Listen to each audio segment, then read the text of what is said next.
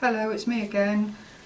I've just been overwhelmed by a beautiful parcel from Fiona Jennings, that's Jennings644.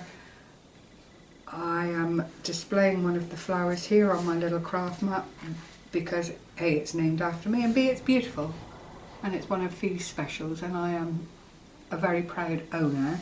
But I wanted to take this opportunity just to show a few of the things that I've managed to put together courtesy of Fi's tutorials. I just love the challenge of trying to recreate some of the things that she does. I don't do it beautifully, but she's triggered off my imagination, which is what crafting is all about, and I've come up with a couple of things that I'd like to share with you, just to let you Fiona know as well that what she's doing is appreciated, and I am trying my hardest to come up with things. So here we go. I've made some of Fiona's famous flowers. Very basic, not at all as staggering as these are, but I'm pleased with them. I'm pleased with the way that they've come out. This was just some cheap trim that I picked up in a bargain bucket basement thing, and I just put a pearl in the centre with the glue gun, and that just finished them off quite nicely. Another lace one. Tried one of Fi's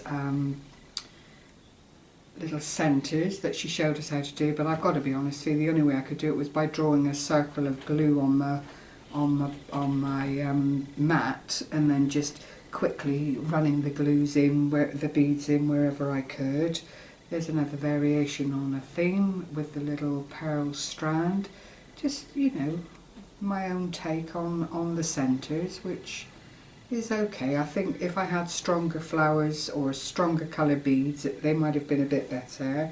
This one I'm particularly pleased with because it's quite subtle, and it's got a nice amount of flounce to it, and the centre little bit in the middle just, I don't know, it just made me feel that I'd done a rather pretty flower on that one. And the same with this one, it's fuller, and Fi's quite right, the fuller the flower is, the better it looks.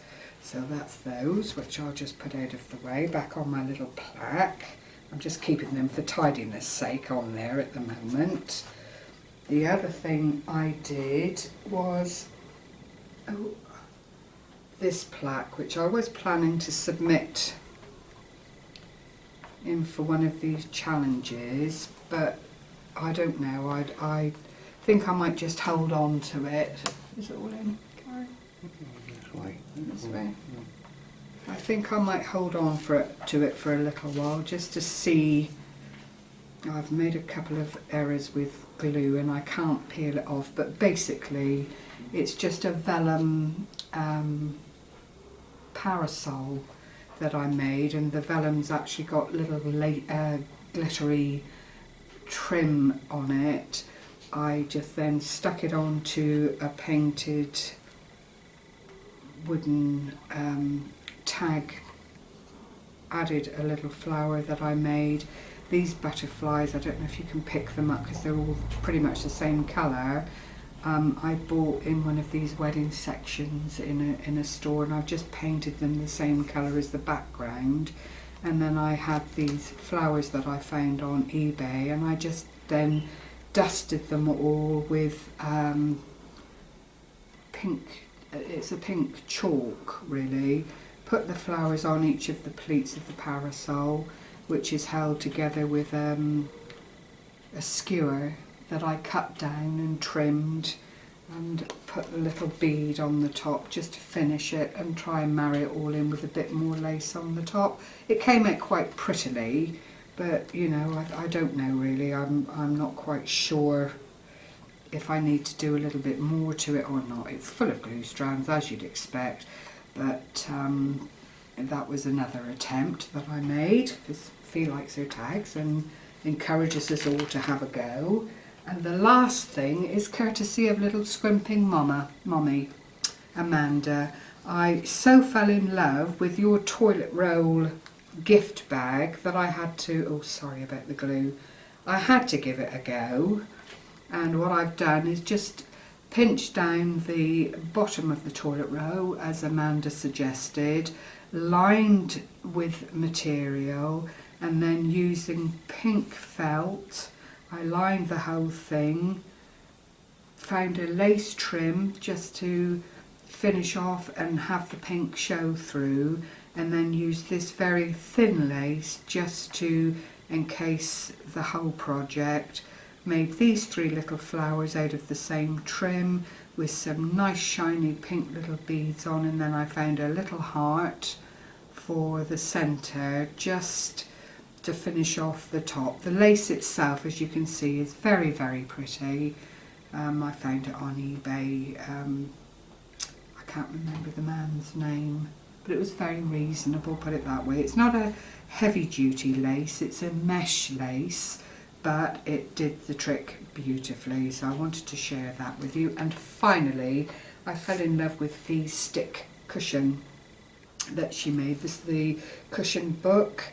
This is as far as I've got with it. I've actually had to stop because the glue gun I was using was leaving a kind of yellow residue that showed through on the lace, so I'm a bit disappointed with that. Any tips and ideas I'd be grateful for. I've still got the inside to finish.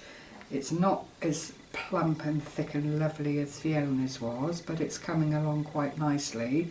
But the other thing I'd like to say, ladies, because I was using the glue gun obviously to make all of these things, the blessed thing blew up. Now, had I not put the glue gun down when I did, I probably would have ended up with quite a significant burn. So it wasn't anything to do with the electrics. I'm pretty sure it was to do with the glue gun itself. I've heard it happen before, but it's never actually happened to me. So please, ladies, take care. Thanks again for your time. Any questions, feel free to contact me. Any comments, please leave them. I'll read them all, and I do appreciate a bit of input.